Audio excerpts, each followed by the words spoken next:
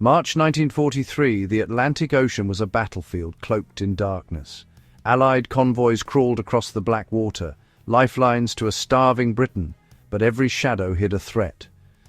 Suddenly, explosions shattered the night, a freighter erupted in flames, a tanker ignited the sea itself.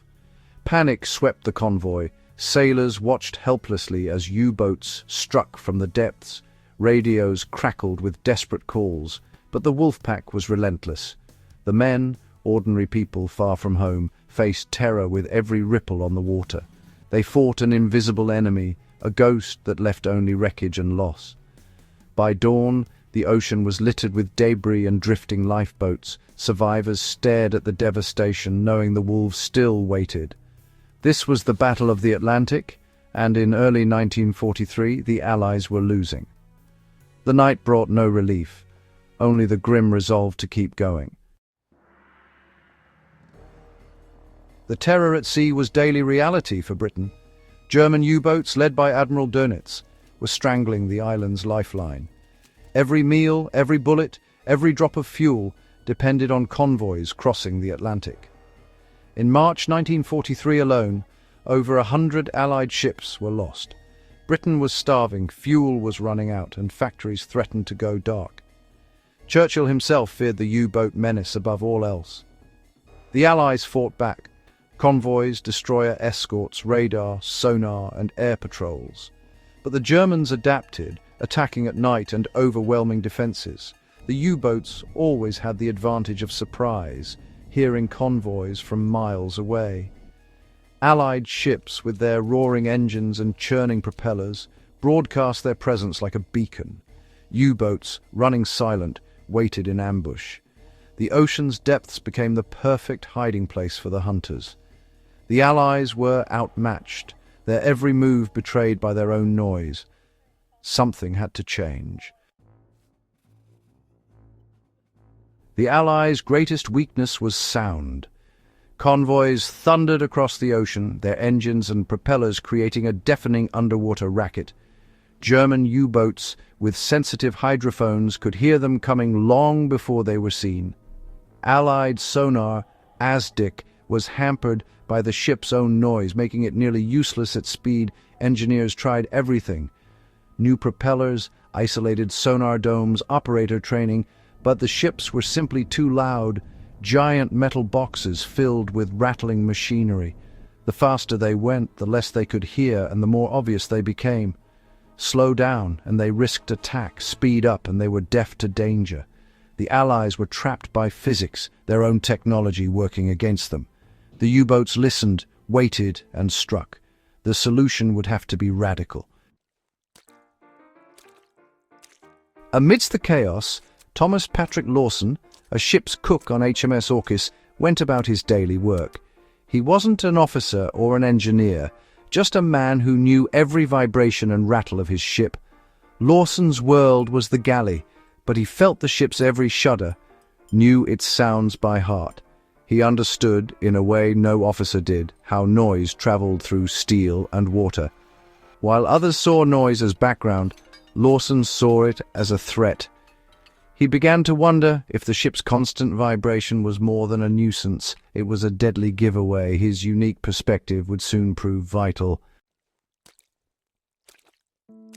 Lawson's galley was his laboratory. He noticed how a metal bin rang loudly when empty, but when filled with water, the sound was muffled, absorbed. The water acted as a buffer, deadening vibrations. Lawson realized the ship itself was like a giant metal container, its machinery sending vibrations through the hull and into the sea. What if the empty spaces inside the ship could be filled with liquid, just like his bin? Could water absorb the noise before it reached the ocean? The idea was simple. Use liquid to dampen the ship's vibrations. No need for new engines. Just stop the noise from escaping. Fill the voids with seawater or oil, and the ship might become a silent hunter. Lawson's kitchen experiment sparked a revolutionary thought. The answer to the Allies' problem might be hiding in a cook's hands. Lawson, convinced he'd found a solution, tried to share his idea. The naval hierarchy dismissed him. A cook couldn't solve what engineers couldn't. Officers laughed off his water-filled hull theory, calling it Lawson's folly. They said it would slow the ship, make it unstable, and was simply impractical. Lawson became a joke below decks, but he refused to give up. He saw the fear in his crewmates' eyes every time a U-boat attacked. The experts' solutions weren't working, and ships kept sinking. Lawson persisted, driven not by glory, but by the hope of saving lives. He just needed someone willing to listen, someone with the imagination to see past his rank. The stakes were too high for pride or protocol. Lawson's simple idea deserved a chance. He kept searching for an open mind. Lawson's persistence finally reached Commander Peter Gretton, HMS Orcus's captain. Gretton, frustrated by mounting losses, was open to any idea that might help. He listened as Lawson explained his water-filled bin analogy and the potential to silence the ship. Instead of ridicule, Gretton asked practical questions: weight, compartments, feasibility. He saw the logic in Lawson's observation. Proposing such an idea was risky, but Gretton believed the potential reward outweighed the risk. He championed Lawson's theory, pushing it up the chain of command. Gretton's reputation and urgency convinced the Admiralty to approve a secret experiment. For the first time, a cook's kitchen wisdom would be put to the test. The fate of the Atlantic might hinge on a simple, radical idea. The experiment would be a gamble, but one worth taking. The Allies needed a miracle, and it just might come from the galley. Lawson's moment had arrived. The Admiralty selected a corvette for the experiment, fitting it with pipes to flood empty hull spaces with seawater. Lawson's bathtub! A Royal Navy submarine played the role of the enemy, listening for the ship's approach. First, the corvette sailed with empty voids. The submarine's hydrophones picked up its noise easily. Then, the tanks were flooded. The corvette sailed the same course, but this time, the submarine's crew heard only silence. The ship had vanished from their instruments, its noise absorbed, its presence masked. The test was a stunning success. The cook's idea worked, better than anyone dared hope. The Allies had created a silent hunter.